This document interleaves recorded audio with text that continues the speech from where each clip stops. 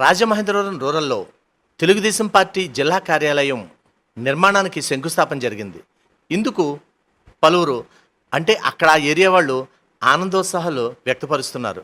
అందుకు గల కారణం ఏంటంటే ఎప్పుడు కూడా ఆవకాలువ చాలా పెద్ద కాలువ నిత్యం విపరీతమైన దుర్గంధంతో దోమలతో అపరిశుభ్ర వాతావరణంతో అక్కడ ఉంటుంది.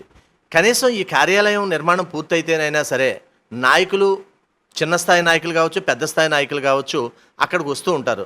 అందువల్ల నగరపాలక సంస్థ వారు అక్కడ ఎటువంటి అసౌకర్యం లేకుండా చక్కగా చేస్తారనే ఆశాభావంతో ఎదురు చూస్తున్నారు. అయితే ఇక్కడ ఒక చిన్న విషయాన్ని అక్కడ వాళ్ళు కాస్త చిన్నబుచ్చుకున్నట్టు అనిపించింది. ఏంటంటే అతిరథ మహారథులు అక్కడికి శంకుస్థాపనకు ఇచ్చేశారు.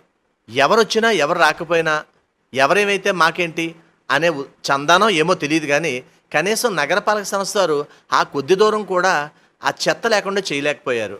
అది నాయకులపై అలక్ష్యమా లేకపోతే వర్క్ పట్ల అంకితభావం లేకపోవడం అనేది ఏమిటో అర్థం కాక చెవులు కొరుక్కుంటున్నారు.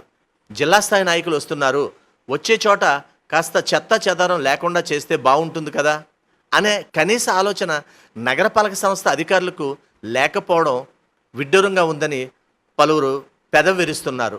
అంతలాంటి అతిరథ మహారాజులు వచ్చినప్పుడు ఆ ఏరియాలో చెత్త చెదారం లేకుండా చేసి కాస్త శుభ్రంగా చేస్తే మరికొంత బాగుండేది అనేది వారి అభిప్రాయం.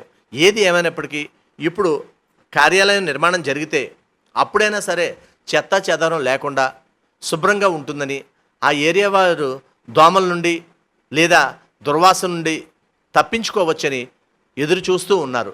ఎక్కడైనా ఆవకాలంని శుభ్రం చేస్తారని కోరుకుందాం.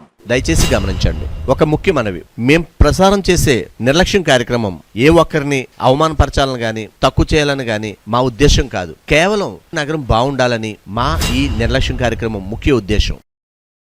ఇలాంటి చాలా ఉన్నాయి, ఇంకా దాచాం కుప్పలు కుప్పలుగా.